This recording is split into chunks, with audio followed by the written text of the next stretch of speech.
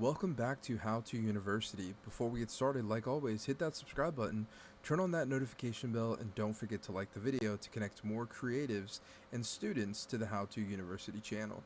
So in today's video, we're going to teach you how to see if you are monetized or how far you are to become monetized on your channel. So what you're going to do is you're going to go ahead and head over to the top right here where your profile picture is. You're going to go to YouTube Studios.